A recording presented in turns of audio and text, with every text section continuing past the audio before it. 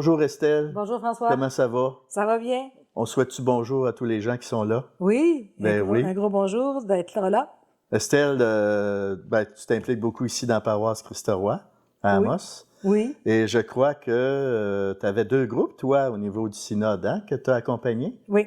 On a eu un groupe avec qui on avait l'habitude d'échanger, de partager notre foi. Ah, OK, c'était déjà un groupe qui formait. C'était déjà un groupe formé de partage, depuis comme. 4-5 OK. ans. On partageait les lectures qu'on faisait au niveau de la foi. OK. Alors, on s'échange des livres, on s'échangeait des textes. Ah, oui. Alors, c'est quelque chose qu'on avait l'habitude de faire. Alors, ça a été comme... ça nous a fait grandir. Parce que là, on a encore été plus en profondeur, si je peux Oui, dire. hein? Alors, à ce moment-là, toi, quand tu as entendu parler, que le Saint-Père lançait un synode sur la synodalité, comment tu as accueilli ça, toi? Ou est-ce qu'il y avait un appel de l'évêque aussi de former des petits groupes, puis créer des groupes de partage comme ça? Toi, tu avais déjà un groupe de créer en dehors un peu du contexte, Oui. mais comment tu as accueilli ce thème-là ou cette démarche-là synodale? Bien, moi, je trouvais que c'était une très bonne idée. Ouais. Okay. Parce que c'est très rare les occasions où est-ce qu'on a de parler de notre foi. Voilà. Ouais. C'est quelque chose qui est comme tabou dans nos familles, puis entre nos amis, c'est la même chose. Et on avait développé ce goût-là, nous, lors d'une rencontre de l'école Saint-André, quand on avait fait la session Jean. Et puis après ça, quelqu'un avait émis l'idée de continuer à se réunir pour partager notre foi. Alors, on avait comme cet élan-là. Hein? Oui. Ouais. Alors, quand l'idée du synode est arrivée, bien, moi, je trouvais que c'était une super bonne idée. La première pratique qu'on a eue, on l'a faite au niveau du comité de liturgie. Okay. On a fait juste la première rencontre. Ouais. Ça aurait été, idéalement, ça aurait été de continuer. Mais on s'est aperçu l'importance de s'écouter. Comme on a pas facilement cette attitude-là. C'est pas toujours une tendance. Ce réflexe-là de s'écouter. Oui. Alors, et je sais, pour avoir entendu souvent autour de moi, toutes les personnes qui ont des choses à dire contre l'Église, bien, je me disais là, c'est la place. On a quelque chose de structuré pour justement en parler. Oui, c'est ça. Alors, c'était bienvenu pour moi. Puis maintenant, après coup, je me dis que c'était nécessaire. Puis comment ça s'est vécu au fil des 5 dialogues? Hein? Parce que là, tu avais 2 groupes, 5 dialogues chacun. Alors, comment tu as vécu ça là, au fil des Alors, on les a pas commencés on les a pas commencés en même temps.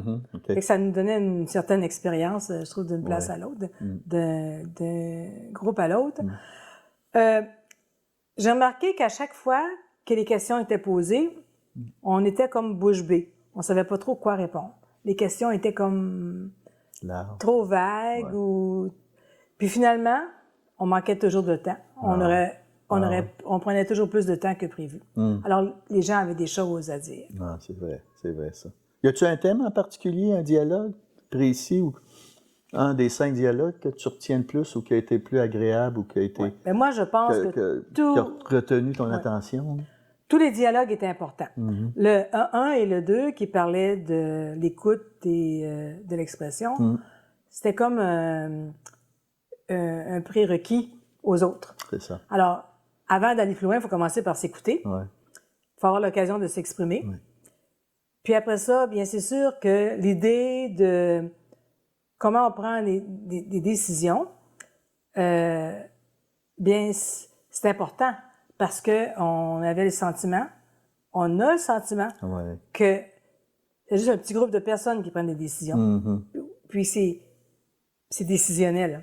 C'est ça. On n'a pas à améliorer ou donner d'autres idées. Puis, alors, quand le thème sur la décision est venu, bien là, je trouvais qu'on aurait pu en mettre 2, 3 rencontres là-dessus.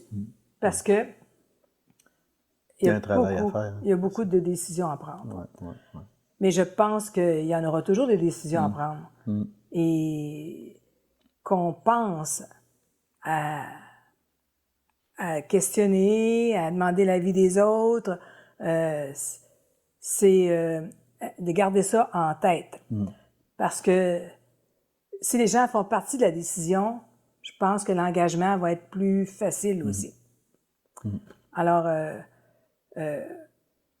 dans la société où on vit actuellement, il y a beaucoup de choses à revoir. Pendant ces dialogues-là, il y a eu beaucoup de choses avec des groupes, dépendant des groupes. Il y avait des choses beaucoup sur le passé. Comment ça se passait. Oui. Et maintenant, moi, en tout cas, personnellement, ce qui me motive, c'est comment ça va se passer maintenant. C'est aller de l'avant. Qu'est-ce qu'on veut faire? Comment on veut le faire? Comment ça peut se faire? Puis c'est sûr que ça va demander la patience, la persévérance, l'écoute, beaucoup d'écoute. Puis, alors ça rentrerait dans tes attentes, là? Ça serait quoi tes attentes suite à cette expérience de cette première étape du synode? Alors, ça rentrerait dans les attentes? Oui, qu'on arrive à rejoindre davantage de gens qui puissent faire partie de la discussion puis de la décision. Moi, ce qui m'a désolée le plus, c'est qu'on n'a pas été rejoindre beaucoup de gens différents. C'était déjà des pratiquants. C'était déjà des gens qui étaient engagés.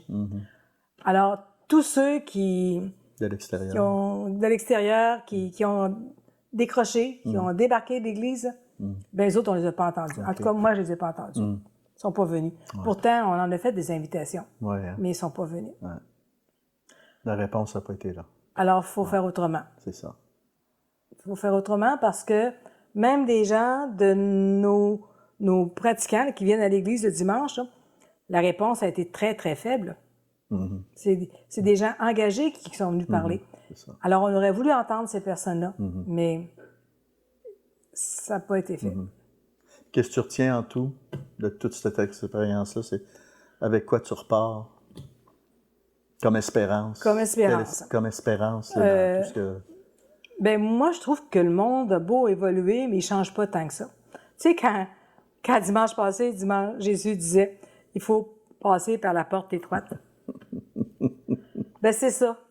On a, pour avancer, il faut toujours accepter d'aller, de s'efforcer, de s'informer à un, à l'autre, savoir qu'est-ce qu'ils en pensent, qu'est-ce que tu suggères, pour aller de l'avant.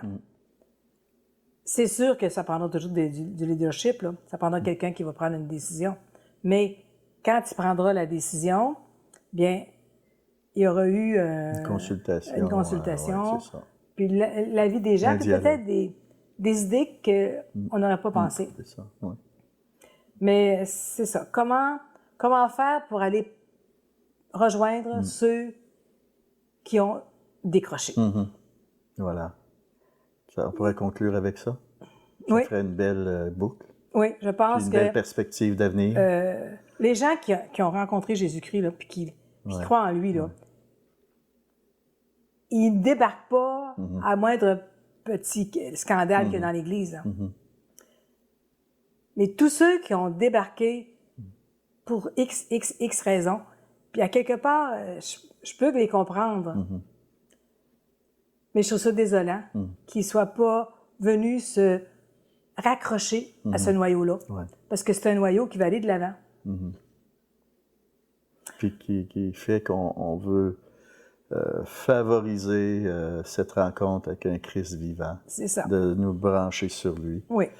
Alors, Estelle, on va conclure là-dessus, dans ce petit entretien. Là, Merci de nous avoir accueillis chez vous. Ça fait plaisir. Et puis, au plaisir là, qu'il y ait une belle continuité là, dans tout ça. Je te dis un gros merci pour tes engagements et ton implication dans la paroisse, dans le diocèse aussi. J'en retire aussi Alors, beaucoup. voilà, oui. Alors, merci encore. Puis, salut tout le monde. Au prochain entretien, s'il y a lieu. Et puis, au plaisir. Voilà. Bye-bye tout le monde. Bye.